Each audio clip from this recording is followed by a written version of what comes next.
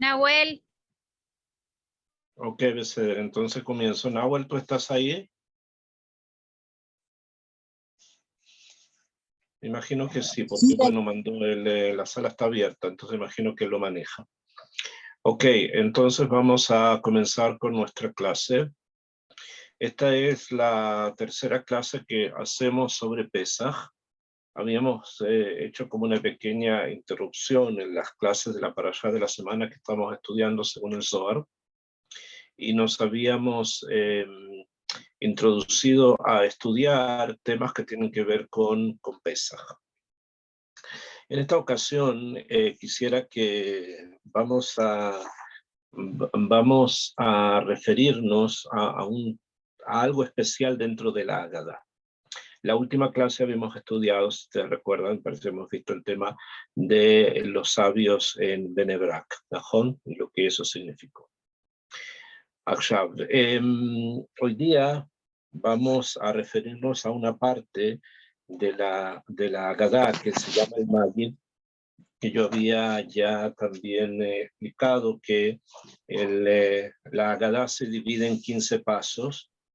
El paso número 5, el quinto, se llama Magid. Magid es el relato de la historia de la salida de Egipto, y en ese relato hay muchas cosas que están en bloques de A4. ¿Ok? Como ya habíamos estudiado, hay 4 preguntas, 4 sabios que van a visitar a Rabbi Akiva, 4 hijos presentes en la Haggadah,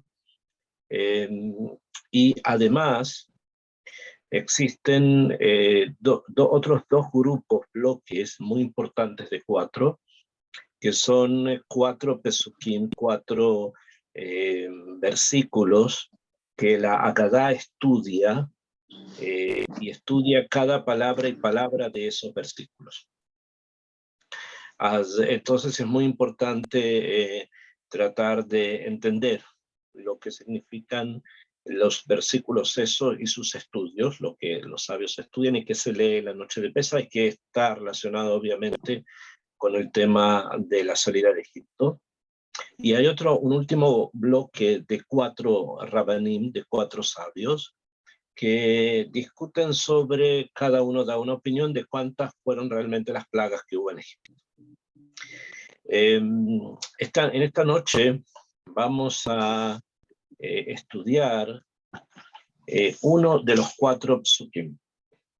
Ahora, ya habíamos informado que hay motivos simples de por qué son 4, en general 4 de una cosa, 4 etcétera, que tiene que ver con los 4 leshonot de Geulah, o sea que en la Torá aparece 4 veces que Akadosh Baruj Hu nos va a redimir de Egipto, con la palabra Otseti, yo saqué, con la palabra Itzalti, yo salvé, Begaalti, redimí, y Lakachti, tomé. Estas 4 palabras, según el Pshat, reflejan el sentido justamente de los diferentes bloques que están divididos de A4. Y hay obviamente cosas más profundas que también habíamos hablado de ello, del mundo de los 4 ríos, que ahora también vamos a hablar de esto. Ok, Akshav. Como yo les dije en la Haggadah, en esta parte del Magid, hay un bloque de 4 versículos. Son 4 versículos que la Haggadah misma, tomando los Mekorot, las fuentes, los va a estudiar palabra a palabra. El primer pasuk que trata de esto, es el siguiente. Yo me voy a centrar en el cuarto de estos 4, vamos a estudiar el cuarto, ¿okay? Y quiero también expresar o decir, y que entendamos también, que antes de estos 4 psukim que se van a leer en esa noche, de estos 4 versículos, hay toda una mención a Yoshua y a la lectura de otra Haggadah. Está dentro de esta Haggadah, hay otra Haggadah, pero vamos a ver si en algún momento podemos estudiar el tema ese en forma más extensa y más detallada.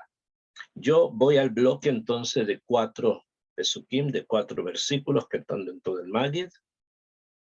Les voy a leer primero cuáles son cada uno de los versículos y nos vamos a centrar en el último, en el cuarto. El primer versículo que trae la Agadá, que se va a estudiar, es el versículo que dice Aramí Oved Avi. El arameo fue la pérdida o la perdición de mi padre, Aramí Oved Avi, Vayered Mitzraima, y por eso tuvo que bajar a Egipto, Vayagor Sham Bimtei Meat, y vivió allí, se estableció allí, con poca gente, Vayhi Sham Legoy Gadol Atzum Berav. Sin embargo, allí se transformó, creció, mi padre con sus hijos, se refiere a Jacob, en un pueblo grande y poderoso. Este pasuk está en el libro de Devarim, en el libro de Devarim, Deuteronomio, como se conoce en castellano, es el capítulo 26, el versículo 5. Ok, la Agadá va a estudiar cada palabra de lo que estamos diciendo, pero a mí me interesa el cuarto, así que simplemente quiero mencionarles cuáles son los bloques de este bloque de cuatro pesukim. Después, el segundo pasuk que va a estudiar la Agadá dice, Vayareu otanu a Mitzrim. Nos perjudicaron los egipcios nos torturaron, nos perjudicaron, hicieron con nosotros cosas malas, y nos torturaron, y pusieron sobre nosotros trabajos forzados. ¿Okay? Este es el segundo pasuk, y indica que el sufrimiento que tuvo Am Israel en Egipto, y es una cosa que la encontramos para las parashiot que hablan precisamente de esto. El pasuk número 3, el versículo número 3 dice, Benitzak el Hashem. Nosotros gritamos, clamamos a Hashem, Elohe Aboteinu, el Dios de nuestros padres, Vaishma Hashem et kolenu.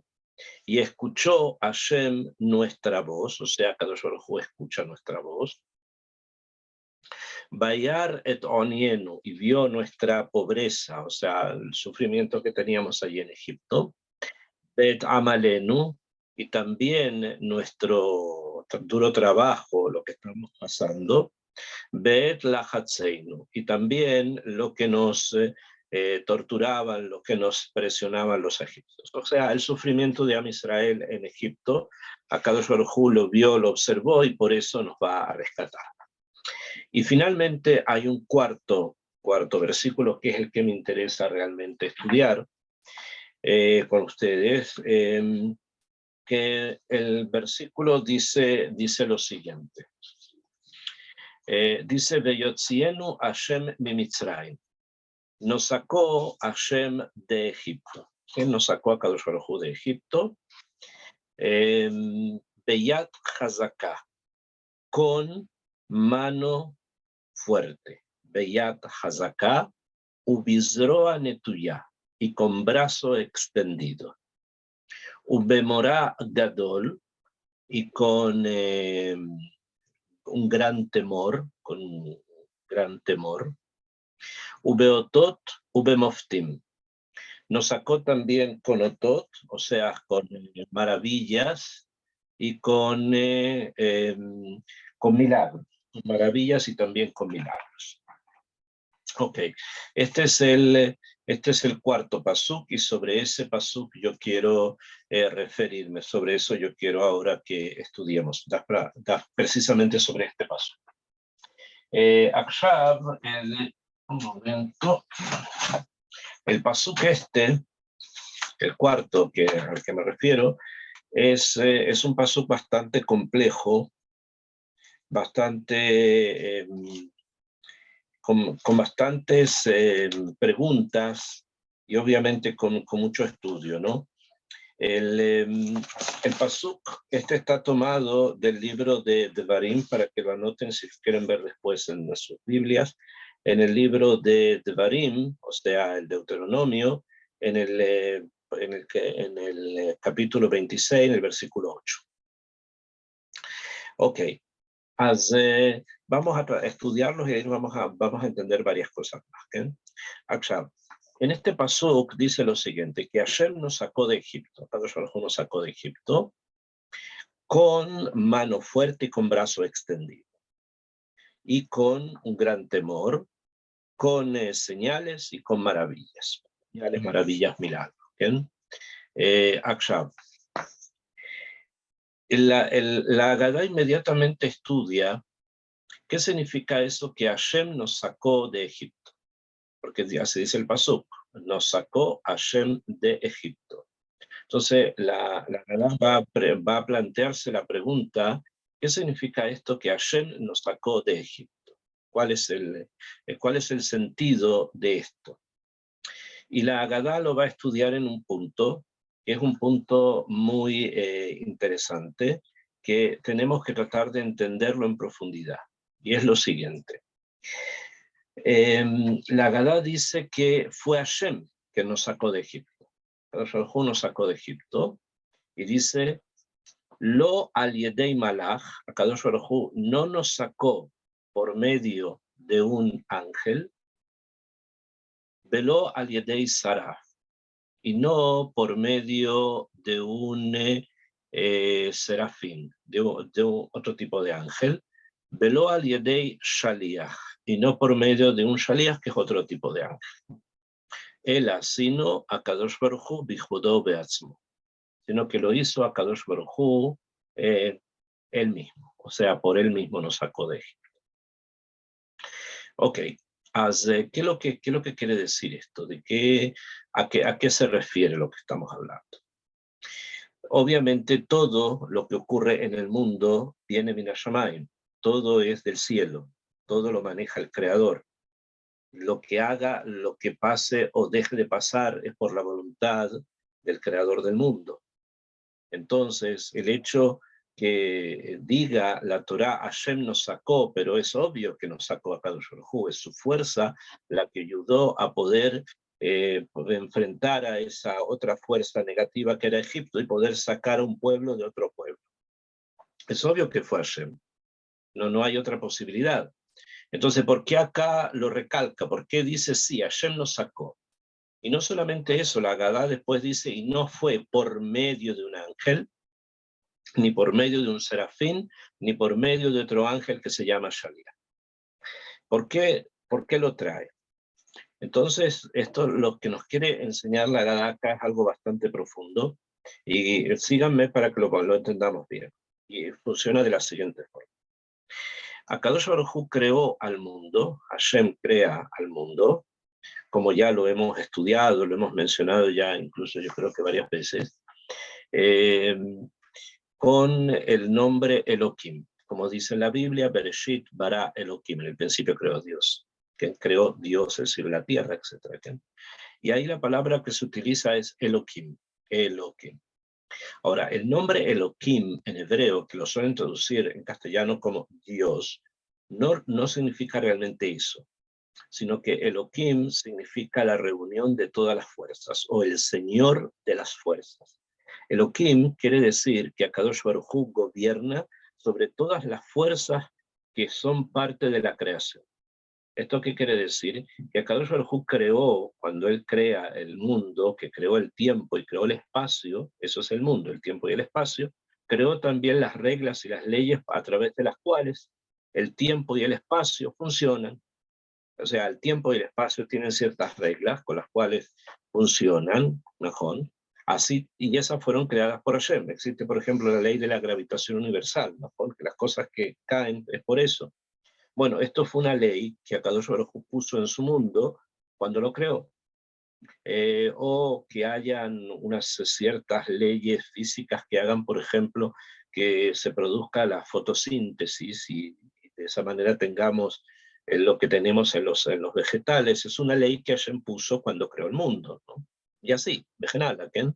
Y así también con respecto al tiempo, que existe un pasado, un presente, un futuro, que existen horas, que se puede dividir el tiempo, etcétera, etcétera.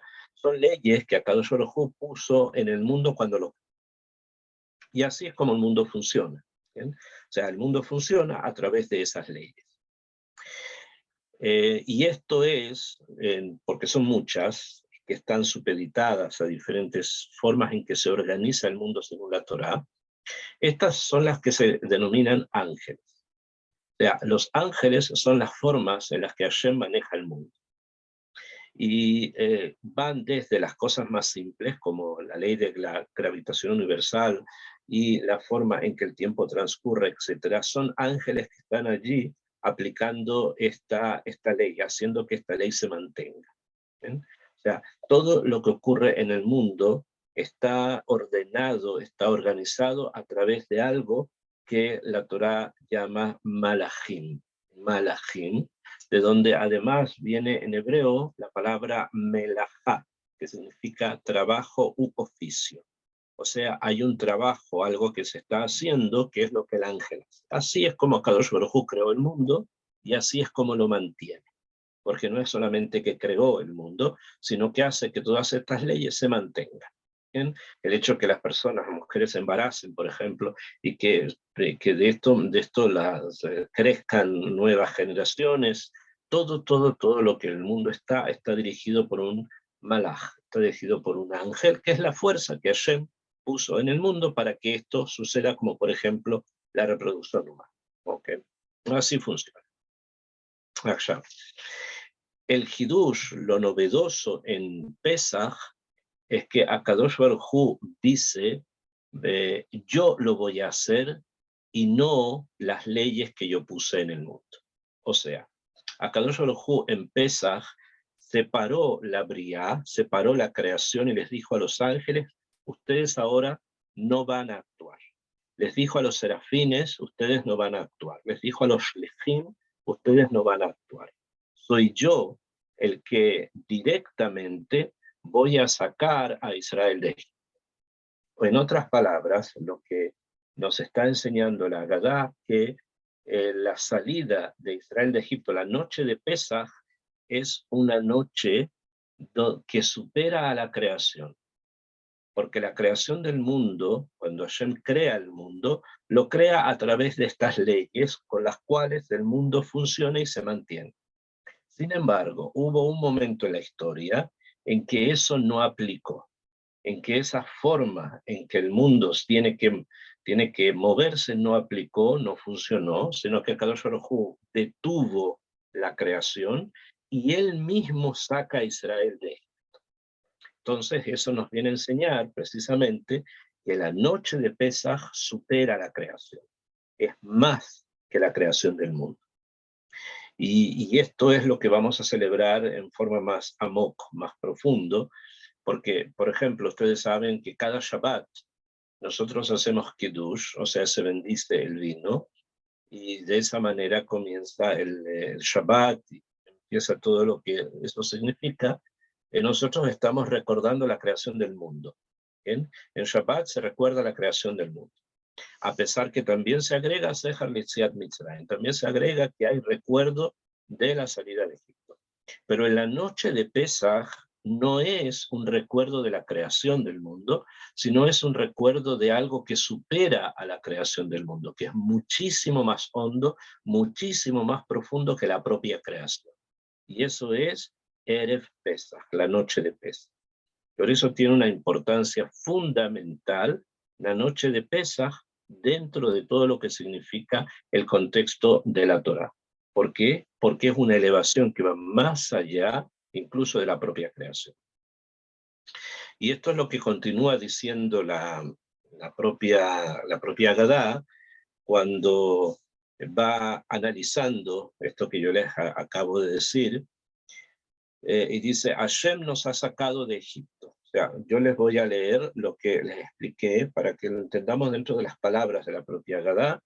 Hashem nos ha sacado de Egipto no por medio de un ángel, no por medio del malaj, y no por medio de un ángel ígneo, es el serafín, ¿no? Ni por medio de un agente, que es el nombre de otro malaj, de otro ángel, sino que Dios por sí mismo, sea Hashem por sí mismo, como se declara, como está escrito, yo he pasado por la tierra de Egipto en esta noche, y yo he matado a todos los primogénitos de la tierra de Egipto, desde el hombre hasta el animal. En todos los dioses de Egipto he hecho juicios, yo, Hashem. O sea, que el que actúa en esa noche, como está diciendo el pasuk, el agente último que actúa en ese momento es Hashem y ninguna otra fuerza creada durante la creación. Y por eso explica la Agadá, yo he pasado por la tierra de Egipto en esta noche, yo y no un ángel. Yo he matado a todos los primogénitos de la tierra de Egipto, yo y no un ángel ígneo, o sea, no un serafín. En todos los dioses de Egipto he hecho juicios, yo y no un agente. Yo Hashem, que significa yo Hashem, yo soy aquel y no otro. O sea, esto quiere decir, como ya les dije, que a diferencia de la creación del mundo, donde Akadosh Baruj Hu utiliza el nombre Elohim para indicar que hay un orden cósmico que se rige a través de leyes que él puso en la creación, en esta noche eso no aplica. Lo único que aplica es la voluntad de Hashem de sacar a Israel de Egipto y por lo tanto, como dije, esta noche supera la creación. Esto es lo primero que hay que entender de este cuarto pasú, que es el que estamos estudiando. Después aparecen dos expresiones en el pasú, en el cuarto pasú que estamos viendo, dos ideas que son ideas que las deben haber escuchado mucho, y que se dicen mucho y no sé hasta qué punto si realmente las personas logran entenderlo, porque realmente es un código, como sabemos que es toda la Torah, y hay que tratar al menos de poder abrirlo un poquito. Dice el pasuk así: con mano poderosa, Akadosh Baruj Hu nos sacó de Egipto, Beyad Hazaká, con mano poderosa, Yad, mano, Hazaká, fuerte o poderosa. ¿Y a qué se refiere? O sea, ¿de qué está hablando cuando habla de Yad Hazaká? La Agadá responde que se refiere a la plaga de la epidemia o de la mortandad, de la muerte. ¿Bien? Se refiere a esa plaga. Ustedes saben que hubo 10 plagas en Egipto, 10 plagas que son las siguientes. Para aquellos que nos recuerdan, las vamos a leer, y que necesito por favor que recuerden cuál es la plaga de la epidemia o de la muerte, ¿no? La primera plaga es dam, sangre. La segunda plaga, ranas. La tercera plaga, piojos. La cuarta plaga es la mezcla de animales que atacaron a los egipcios. La quinta plaga es la epidemia, o sea, la muerte. La sexta, llagas, que les harían unas llagas en la piel a los egipcios. La octava es granizo, que caía un granizo muy especial, que era hielo con fuego. La novena plaga la octava plaga, perdón, es Arbe, que es la langosta. La novena plaga es Hoshech, tinieblas. Y la 10ª plaga es la muerte de los primogénitos. Estas son las 10 plagas, como ya sabemos, ¿bien? O sea, sangre, 1, ranas, 2, piojos, 3, mezcla de animales, 4, epidemia, 5, llagas, 6, granizo, 7, langosta, 8, tinieblas, 9, y primogénitos, su muerte, 10. Creo que son las 10 plagas que hubo en Egipto. Y dice acá la Agadá, cuando explica qué significa con mano fuerte. Mano fuerte simboliza a la plaga de la epidemia, simboliza a esa plaga. ¿Por qué? Porque cuando Hashem hizo esa plaga, trajo la plaga de la epidemia, de la muerte, está escrito en el pasuk que fue la mano de Hashem la que lo hizo. La mano de Hashem la hizo. O sea, se realizó a través de él, de Hashem Itbaraj, como dijimos que lo hizo directamente, a través de su mano. O sea, es una forma metafórica de hablar que lo hizo directamente, porque la mano de la persona es lo directo que hizo, no es una comparación, es un mashal, un ejemplo, una metáfora. Entonces, la mano de Hashem lo hizo, Y la mano de Hashem se refiere ¿a qué? A la plaga de la epidemia, porque ahí, en la plaga de la epidemia, está escrito mano, está escrita la palabra mano. Por eso sabemos que es la mano de Hashem. Akshav, la mano de Hashem, que se manifiesta en esta plaga, en la plaga de la epidemia, marca además algo especial. ¿Por qué? Porque una mano, esta es la mano, tiene 5 dedos. Entonces, eso quiere decir que esta plaga, la plaga de la epidemia, la muerte, es representativa, simboliza a las 5 primeras plagas. Las 5 primeras plagas están simbolizadas con la plaga número 5, que es epidemia. Ya se las había leído, la quinta es la epidemia. Entonces, ¿esto qué quiere decir? Que la palabra epidemia, que se utiliza para decir la mano de Hashem, no se refiere solo a la última plaga de las primeras 5, no solo a la quinta, sino a todas las primeras 5. Son un símbolo de las 5 primeras plagas. La plaga de epidemia es un símbolo de las 5 primeras. Y así hay que tratar de estudiarlo. De esa manera hay que tratar de estudiarlo.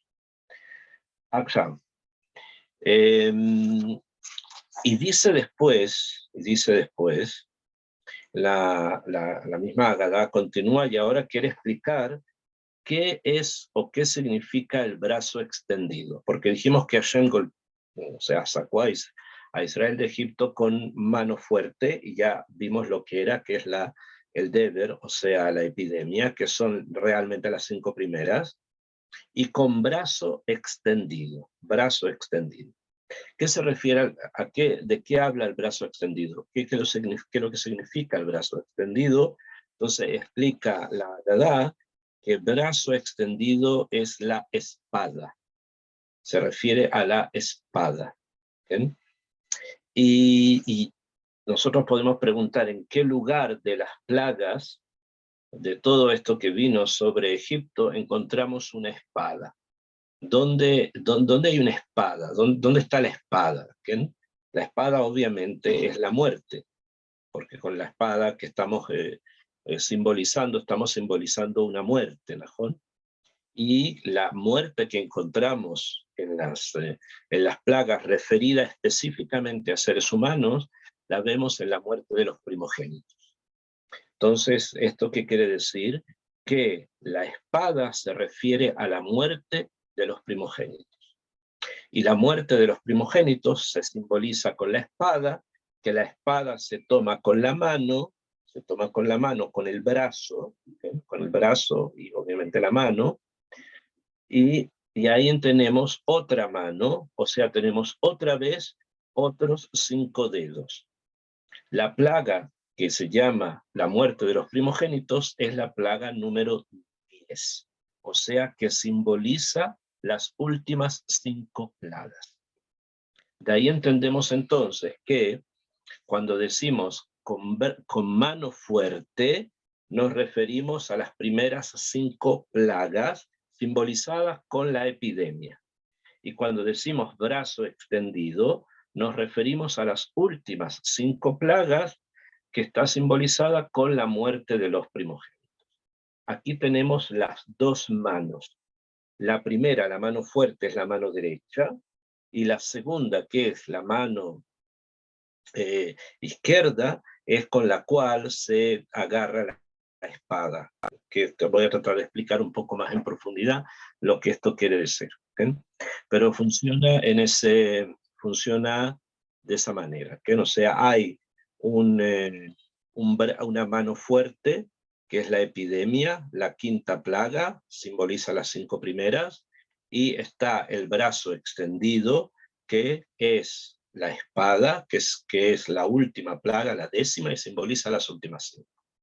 Y así tenemos que en estas 2 palabras, mano fuerte y brazo extendido, tenemos las 10 plagas con las cuales fue castigado Egipto. ¿Okay? Y eso lo tenemos en las 2 primeras, en estas 2 palabras que se estudian, ¿okay? Mano fuerte y brazo extendido. Akshav. Hay acá una pregunta que precisamente quería introducirme en eso. que nos va a abrir también un mundo entero de explicación sobre lo que está ocurriendo realmente en Pesaj. Fuera que ya les dije que Pesaj supera la creación, pero hay algo más además. Ya simplemente sabiendo eso, que supera la creación, es algo extremadamente potente, pero hay algo más.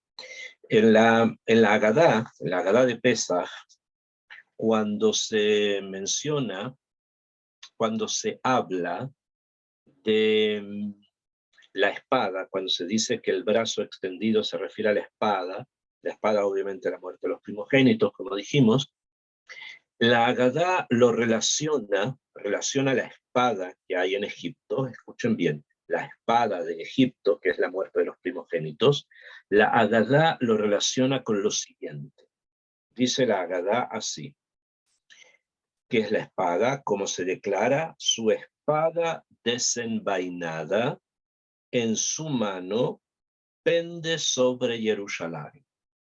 La Agadá trae un pasuk del Sefer Divrei Yamin, del libro de las crónicas, del primer libro de las crónicas, del capítulo 21 y del versículo 16, donde se habla de un tema que simplemente no tiene nada que ver con Pesaj, que no está bijlal relacionado con Pesaj.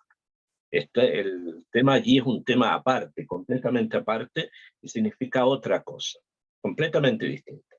Y sin embargo, la Agadá relaciona la espada de Egipto con la espada que pendía sobre Jerusalén. ¿A qué nos referimos? ¿Cuál es la espada que pende sobre Jerusalén? ¿Cuál es el tema? No sé si ustedes leyeron el libro de las crónicas, conocen más o menos de qué trata. Es como una especie de historia. Pasa toda la historia desde la creación del hombre hasta la destrucción del primer Betamigdash. Y cuenta ahí un hecho que le pasó a David Amelech, a David el rey. En este primer libro, como dije, de las crónicas, en el capítulo 21, el versículo 16, todo el capítulo 21 realmente, se cuenta la siguiente historia. Existe o pasó que David, el rey, quiso contar, censar a Israel, o sea, hacer un censo, contar cuántas personas había, sobre cuántas personas él reinaba. Ahora, esto está prohibido por la Torá.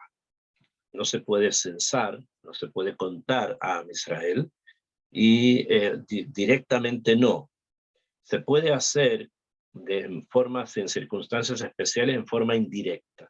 ¿Qué significa en forma indirecta? Que cada uno da un medio shekel. Cada persona da un medio shekel y después se cuentan cuántos medios shekel hay y ahí se saca la cantidad de personas que hay dentro de Israel. Es la única forma que desde el punto de vista de la Torá se puede hacer realmente un censo. Ahora, sin entrar en todos los detalles halágicos, que eso obviamente hay que preguntar en cada situación y situación, pero si es que ocurriese que quisieran en Israel, por ejemplo, hacer un censo, si un gobierno quisiera hacer un censo sobre la cantidad de Yehudim que viven en Israel, que más o menos se sabe, no más o menos, pero ya estamos entrando en otros terrenos. Generalmente la decisión de los rabinos es no participar. O sea, si ya alguien llega a tu casa y te dice, tenemos acá un formulario de preguntas para el censo, la persona puede decir, yo no participo, y devolver el formulario vacío. Debido a que estamos en un país simplemente democrático, eso se puede hacer, nadie te puede obligar a participar de esto. Y a nivel religioso no es conveniente participar de cosas así, ni tampoco hacer cuentas pequeñas, es decir, cuántas personas hay acá, cuántas personas hay acá. ¿Por qué? ¿Por qué no es bueno? Porque ¿cuál es el problema? Estoy simplemente contando personas, ¿no? Porque cuando yo cuento a alguien y digo 1, 2, 3, 4, el número separa. Cada número me está indicando una entidad aparte de otra. Este está separado del otro. Y cuando cada persona está separada de otra persona y vive su existencia en forma individual, entonces el juicio de Dios sobre él es mucho más estricto. ¿Por qué? Porque ahora van a vigilar, Dios va a vigilar cuáles son las virtudes y cuáles son los vicios de esta persona en particular, en forma particular.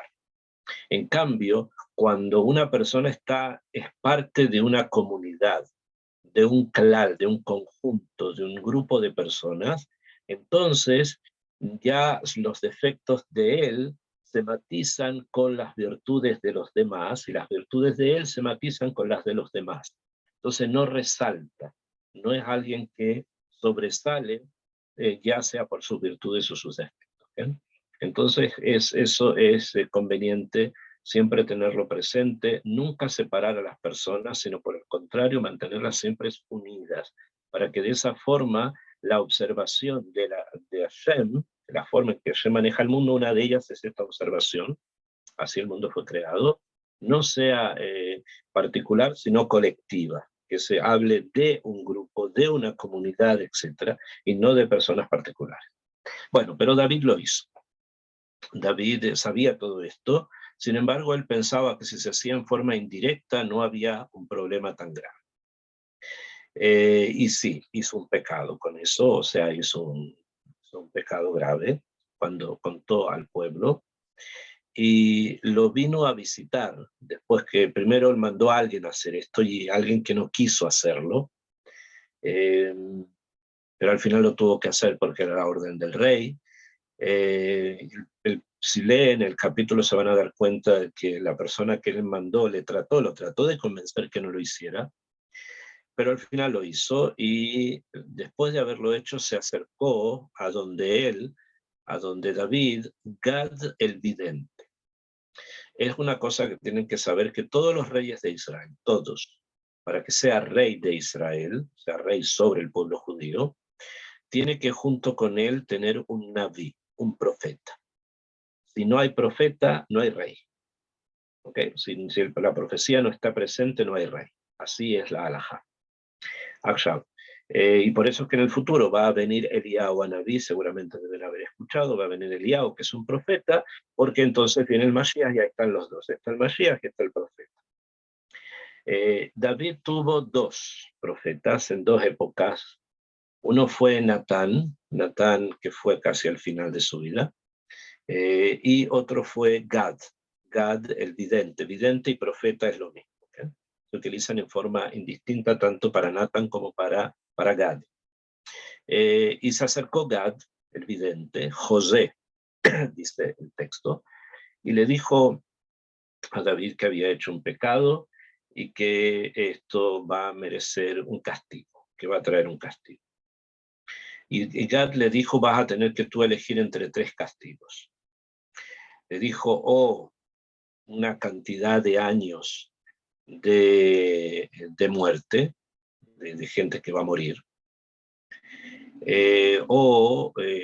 una cantidad de tiempo que las personas van a estar con hambre, porque va a haber carestía, va a haber una época de hambre, o una cantidad de tiempo que tiene que ver con los enemigos que nos van a atacar. Entonces, o hambre, o enemigos, o muerte. La muerte fueron simplemente 3 días de muerte. ¿Bien? O 3 meses de enemigos, o 3 años de hambre. Y David le dice a Gad que quiere entregarse directamente más a las manos de Hashem y no a las manos de los enemigos. Así que el tema de los enemigos es lo primero que rechaza. ¿Bien? O sea, no caer en manos humanas. Porque si uno, por último, cae en un castigo divino, tenemos siempre la esperanza de que Kadosh Baruj Hu va a perdonar. Que Kadosh Baruj Hu va a ser clemente y misericordioso y va a perdonar. Pero con los seres humanos generalmente no ocurre. cuando ellos quieren castigarlo, lo van a hacer sin perdón. Entonces siempre es mejor quedar en manos de Hashem, para lo bueno y para lo malo. Entonces David dijo, bueno, que sea la muerte, ¿no? Y el texto dice que murieron en total 70.000 personas en todo Israel, desde el norte al sur, por esto que había ocurrido. Y en ese momento, cuando están en este diún, entonces David sale a la ventana del palacio y ve ahí al Malach Hamovet, ve ahí al ángel de la muerte, con una espada sobrevolando Jerusalén. O sea, dando vueltas sobre la ciudad, avisando que la muerte se acerca, que viene la muerte. Fue una cosa bastante especial, una cosa bastante especial, cuando durante la época de los confinamientos que tuvimos que estar encerrados por el temor a la pandemia de los últimos 2 años, y tiraban drones, hacían que drones sobrevolaran sobre Jerusalén, y durante el día que estaban las personas todas confinadas, y se veían las calles desiertas, y todo desierto, todo sin nadie, no habían personas. Entonces, cuando yo veía esto, me recordaba precisamente del pasuk ¿no? Del ángel de la muerte sobrevolando Jerusalén con una espada en la mano, anunciando la venida de la muerte. Entonces David hizo en ese momento tefilá, rezó.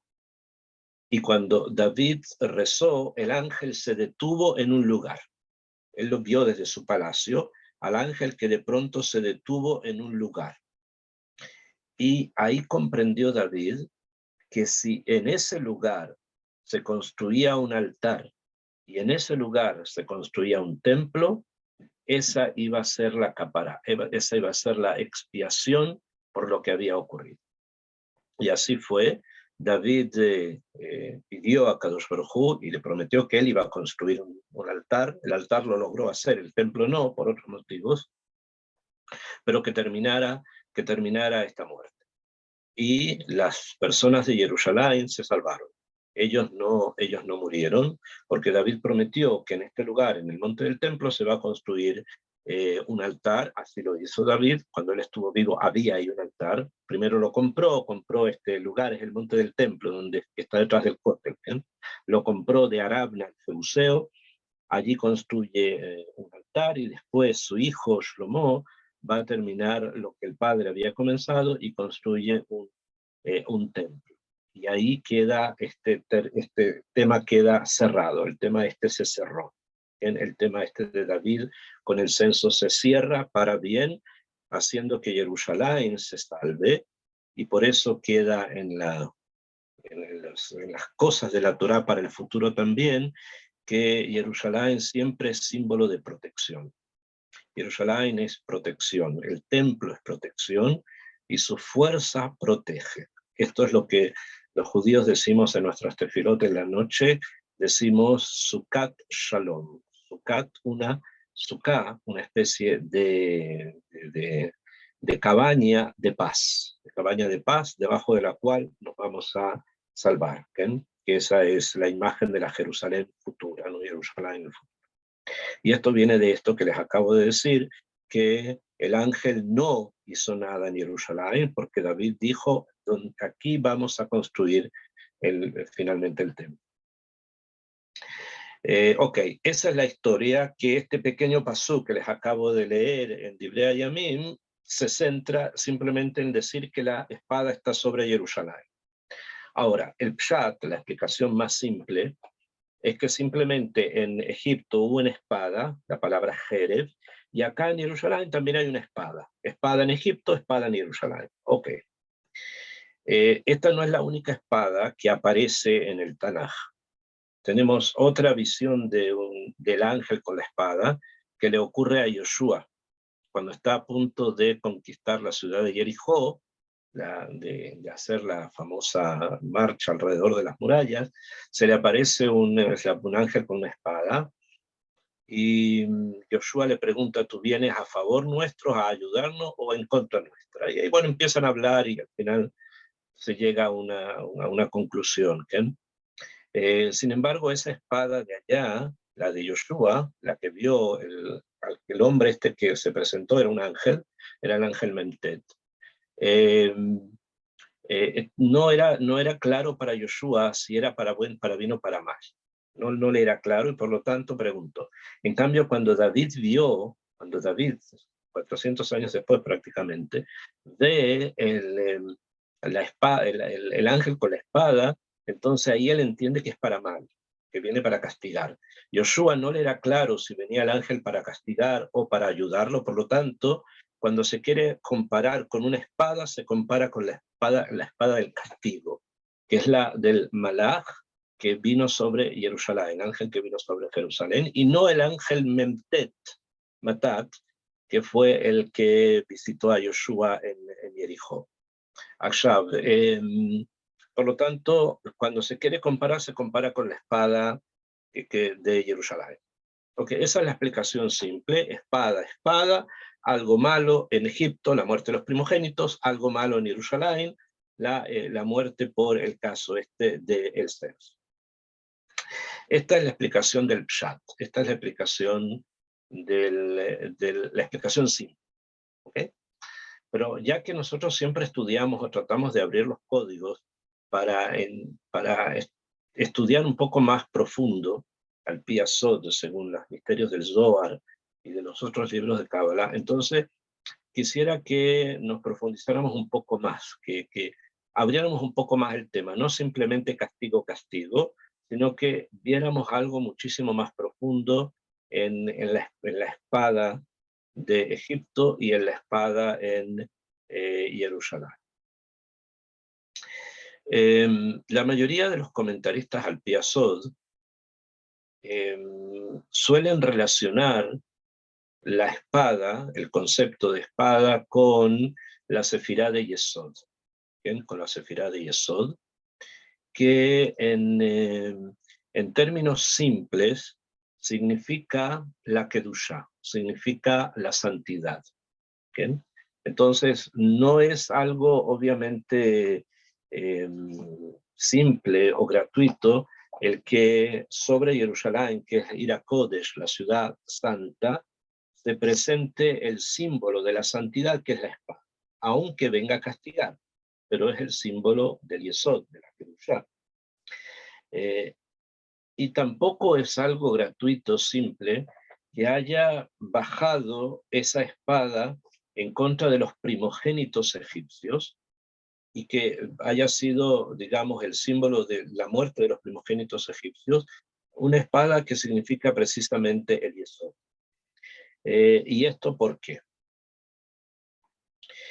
En el castigo que significó la muerte de los primogénitos, ocurrió algo especial. Y esto hay que entenderlo también en forma profunda. El primogénito en esa cultura, en la cultura egipcia, era como un semidios. Era algo que era entre humano y divino. ¿Por qué? Porque era simplemente la primera fuerza del padre. El primogénito es la primera fuerza del padre. Entonces, como es la primera fuerza del padre, el primer hijo, entonces se consideraba con un cierto nivel, con un nivel mayor, con un nivel muchísimo más profundo que cualquiera de los otros hijos. Reshit Oni, en la Torá se va a hablar de la misma manera cuando Jacob habla de Reubén, su primer hijo, y le dice Reshit Oni, el principio de mi fuerza.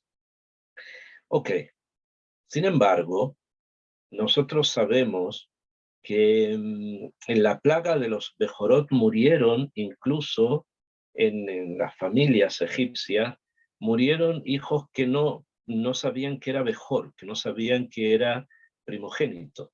De pronto muere alguien que no sabían que era primogénito. ¿Eso cómo pudo haber ocurrido? ¿Cómo puede haber sido si en una familia hay un primogénito que se llamaba, no sé, Tutmosis, y de pronto muere otro de los hermanos que se llama Akenosis? Pero si el primogénito es Tutmosis, ¿por qué se muere Akenosis? Entonces responden los libros porque las mujeres egipcias eran muy promiscuas. Entonces muchas veces tenían hijos fuera del matrimonio y de alguna manera los querían hacer pasar como si fueran hijos de su marido y no del amante. Pero probablemente era primogénito del amante y por eso muere, porque ella había tenido un hijo, a pesar que ella ya había tenido un hijo, pero con el hombre con el que había estado, él no había tenido un hijo, entonces ese hijo es el primogénito, por eso también muere también Tutmosis y también Akenosis. Entonces, ¿esto qué nos enseña? Que esa cultura, la cultura de los egipcios, era una cultura que estaba muy corrupta en este tipo de comportamiento, que era una cultura corrupta a este nivel, a los niveles que estamos hablando, ¿no? Del ambiente familiar, de la familia. Estaba corrompida la familia y por lo tanto la muerte de los primogénitos revela además esa corrupción. O sea, cuando Hashem hace que la espada presente en Egipto, o sea, que él lleva ya para matar a los primogénitos, con eso se muestra también la corrupción de la cultura egipcia a nivel familiar. Y eso es algo de lo cual nosotros, Am Israel, tiene que aprender a no comportarse así. Y por eso está escrito que hay que tratar de no volver a Egipto, dice en los libros. No volver a Egipto no quiere decir no ir al Cairo o no ir a ver las pirámides, no. Quiere decir no volver a un comportamiento parecido al que los egipcios tenían y vivían en esa promiscuidad. Akshab, esto es Egipto y la muerte de los primogénitos revela eso, nos muestra precisamente ese mundo corrupto. Akshab, cuando el Yesod es construido, cuando el Yesod avanza y es construido por Am Israel después que salen de Egipto hasta la recepción de la Torá, y con el hecho de Moshe siendo profeta y después Shmuel Anabí siendo también profeta, el Yesod vuelve a reconstruirse dentro del marco de la Kedusha, del marco de la santidad. Y al construirse el Yesod en el marco de la santidad, entonces es algo que va a representar precisamente a la forma en que Am Israel tiene que construirse, a la forma en que Am Israel tiene que continuar, que avanzar, que elevarse espiritualmente. Y a nivel de esto, todas las naciones del mundo giran en torno al mismo punto, ¿no? Del cuidado de la vida familiar. Entonces, cuando David cuenta a Israel, hace ese censo, se produce todo lo que ya dijimos, viene Gad, viene el ángel, etc. Sin embargo, esto no quiere decir que no era necesario que ocurriera. Sí era necesario que ocurriera porque había algo más profundo en ese momento. Cuando David toma las riendas de Am Israel como rey, había habido un golpe muy profundo al Yesod.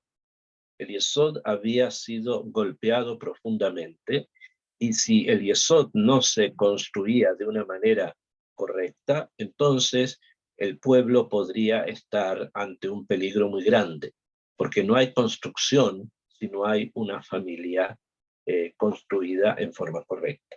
No se construye nada, como pasó con Egipto, que al final Mitporer se deshizo. Entonces, el hecho de que David asuma él ahora como rey tiene una importancia muy grande, porque David Amelech va a ser una persona que va a construir la Kedushá dentro de Am Israel. Sefer Tehilim lo vemos, son 150 salmos en los cuales la presencia de la Kedushá es muy grande, tanto así que lo leemos incluso en circunstancias difíciles porque sabemos que la Kedushá es lo que protege. Entonces, lo que el ángel le quiso decir a David es que en este momento el pueblo está pasando por un momento de debilidad que venía ya desde antes, de la época de los Shoftim, de la época previa a Shmuel. Porque estuvo Shmuel, después estuvo Shaul y después él, David. Ya antes que Shmuel había un peligro muy grande alrededor del pueblo con la falta del cuidado de la Sefirá y eso. Y lo que Hashem quiso enseñarle a David es que eso debe ser corregido, debe ser estructurado de manera tal que de esa forma se pueda reconstruir un mundo espiritual fuerte. Y entonces David queda, bueno, pero ¿cómo se hace? ¿Cómo terminamos en hacerlo? Entonces, el hecho de que el ángel se haya parado sobre el monte del templo, y ahí David entendió que precisamente es a través del Mizbeach, a través del altar y a través del templo, lo que va a traer nuevamente la Kedushá a Israel y el cuidado de la Sefirá de eso. Diferente tal vez a como nosotros a veces lo pensamos, que pensamos que tenemos que hacer algo y entonces después de eso viene el templo.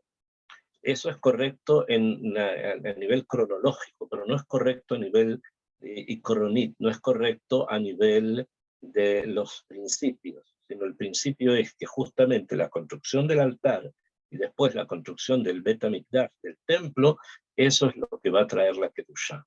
Y eso es lo que va a traer la protección. O sea, a nivel van juntos, a nivel actual van juntos, nos despertamos por debajo y a Kadosh Baruj Hu nos ayuda desde arriba, pero es precisamente ese concepto el que trae la protección. Y entonces, para poder por lo menos terminar este punto, por si tienen preguntas, la relación que hay realmente entre la espada de Egipto y la espada de Jerusalén es el hecho que en Egipto muestra esta corrupción y en Jerusalén tiene que mostrar el tikkun, o sea, tiene que mostrar la forma de la corrección. Y eso es el mensaje que se le mandó a David y es el mensaje que nosotros tenemos que obtener de esta lectura y de esta comparación. Entonces, si tienen algunas preguntas, tenemos unos 5 minutos más si ustedes quieren preguntar algo. Rabino, buenas tardes. Yo tengo una pregunta. Bueno, tengo dos. La primera, en el censo, aquí este año en Panamá lo pasaron haciendo, pero mi hija fue la que dio los datos. No hay una manera de decir cuántas personas viven en la casa sin necesidad de contar.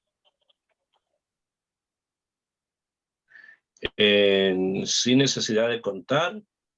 Ajá, sí, no sé, alguna forma, porque las personas llenan el papel cuando vienen y te hacen el censo acá. No sé si tengan ustedes la posibilidad de negarse a dar el dato, no sé si exista eso a nivel legal, no estoy seguro si ustedes puedan hacerlo o no. De otra manera, lo que a veces se suele hacer es decir, en esta casa viven 7 almas. Wow. En esta casa hay 8 almas. Perfecto. Y la otra es sobre el Y uno ceder. acepta, no, dice yo creo en las almas y aquí vivimos 7 almas, no 7 cuerpos, 7 almas. Perfecto. La otra es sobre el ceder. El que dirige el ceder es el que tienes las matzot, o todos los que van a participar del ceder tienen que tener las 3 matzot en su plato. No, las tres matzot las tiene la persona que dirige el ceder, y después en el momento que hay que comer, los diferentes momentos que hay que comer, entonces se le pasa a cada persona un poco de matzá para que cumpla con esa mitzvah, con esa costumbre. Ok, entonces no es necesario que todos pero uno los solo están... tiene las 3, el que dirige el ceder que tiene las 3 matzot. Perfecto, gracias Rab. Las 2 espadas, la de Egipto y la de Jerusalén, eso quiere decir que entonces que está activo. Que está activo, que en ese momento estaba activo, mejor, y ahora es una enseñanza, es una forma de aprender, es una forma de aprender. Sí, eso es lo que quise decir, es una forma de que nosotros aprendamos ahora a lo que era. A lo que era, sí, justamente, que así es. Muchas gracias. Rab, Shalom Rab, una consulta sobre el ángel de la muerte que poseía la espada en Egipto y en Jerusalén. Por ejemplo, en Egipto fue por todas las cosas que cometían, o sea, como hizo justicia, pero en Jerusalén como que tuvo una cierta misericordia. ¿Será acaso que ¿Esta espada es hablada metafóricamente o quizá es porque el rey David efectivamente vio que poseía una espada? De repente también es posible de que cada ángel, si en Egipto fue a través de un juicio, de repente es la posición de la espada. Ese ángel la tenía en la mano izquierda y en el caso de Jerusalén la tenía en la mano derecha. Podría ser así porque es como actuó el ángel en ambas ciudades. Es que, Najón, o sea, primero, en Egipto no hubo ángel, sino que fue Hashem el que trajo la espada. No te olvides que fue Hashem directamente el que hizo todo. Entonces, Okay. allá es directamente la presencia de Hashem, lo que hemos hablado en un principio, él es su espada, entre comillas, que es una metáfora para indicar que lo que Kadosh Baruj Hu quería hacer en Egipto es mostrar precisamente el kilkul, la corrupción de esa cultura, y por lo tanto que hay que salir de ahí, porque si no, si uno se queda ahí, uno se mezcla con todo eso y se transforma en lo mismo. Ahora, en Jerusalén, debido a que David hace tefilá y que David está para reconstruir y para corregir, es por eso que la espada en Jerusalén se considera, termina siendo de Rajamín, de misericordia, sobre la ciudad, y que lleva a la reconstrucción, a la construcción del altar y después del templo. En ese punto de vista, sí, podríamos decir que en ese caso, la espada, que sí estaba en un ángel, en Jerusalén sí hay un ángel, estaba en la mano derecha. Gracias, Rap. Y una segunda pregunta que estaba analizando era acerca del número 18. Por ejemplo, cuando el pueblo salió de Egipto, dejó Egipto, ellos prepararon la matzá, pero el tiempo era de 18 minutos. Si pasaban, se convertía en hamet. Ese número 18, metafóricamente hablando, ¿qué simboliza? O sea, ¿cuál es la representación? ¿Por qué 18 minutos hablando espiritualmente hacia las personas, no hacia lo que simboliza la matzá o el hamet, sino, o sea, hacia la persona? ¿Qué simboliza ese número 18? Por favor. Bueno, el 18 significa vida. Hay es vida. Het es 8, Yud es 10 y significa vida. El número 18 se encuentra en muchos otros lugares también, no solamente allí en el tema de la matzá, que pasando 18 minutos se fermenta, sino que también se encuentra entre el momento en que el sol se pone y el que salen las estrellas. También hay 18 minutos, como en el momento en que sube el alba hasta que sale el sol. ¿Bien? También allí encontramos 18 minutos en algo que se conoce como el ocaso y el amanecer. ¿Bien? Hay 3 tipos de ocaso y 3 tipos de amanecer. Hay uno que es astronómico, otro que es social, o sea que nosotros vemos, y otro que es el que normalmente se toma en cuenta para la halajá, pero también entre la luz y la oscuridad, a eso quiero referirme, hay también un tema de la vida. La vida también está ahí presente. Gracias, Rap. Rap, yo también tengo 2 preguntas. Sí. La mía es con respecto a la matzá. Para el ceder de pesa, he visto que se usa mucho lo que es la matzá shemurá. La matzá shemurá es algo que es difícil de conseguir para nosotros. Lo normal es encontrar cajas de matzá cuadrada, pero ¿por qué precisa que sea redonda? Sobre todo la del ceder. Porque veo que para el resto de las semanas, son 8 días, pues la gente consume la de las cajetas cuadradas, pero para la del ceder observo que es redonda. ¿Por qué redonda? Es porque la forma de hacer la matzá, normalmente cuando es cuadrada es porque la hace una máquina, pero si las personas la hacen a mano, cuando tú tienes un poco de masa y la aplastas, normalmente la figura que te sale es una figura redonda, es por eso que salen redondas. ¿Okay? Ahora es solamente el primer día o la primera noche que es obligación que sea shmurá, ¿okay? Pero el resto de la semana la gente consume las cuadradas, si es que quieren comer matzá, obvio que para Shabbat y eso va a ser necesario, pero en otros momentos no es No es necesario en Jolamoed, a no ser que quieras hacer una seudá con el matzaken. Esa es la diferencia entre redonda y cuadrada. Cuadrada porque están hechas con una máquina. En cambio, las que son a mano se quedan redondas porque si tomas un poco de masa y la aplastas, te va a quedar esa figura. Eso, por eso. Sí, porque veo que en el ceder de las 2 noches es la Shemurá la que se sirve, pero esa no la podemos distinguir, es muy difícil. Gracias, Rab. Ok. Entonces, que no hay otra pregunta, entonces, Besrat Hashem, nos veríamos en la próxima clase, Dios mediante. Ok. תודה רבה. Que תודה tengan רבה, una רבינו. excelente semana, que Toda tengan una la excelente verdad. semana. Muchas gracias.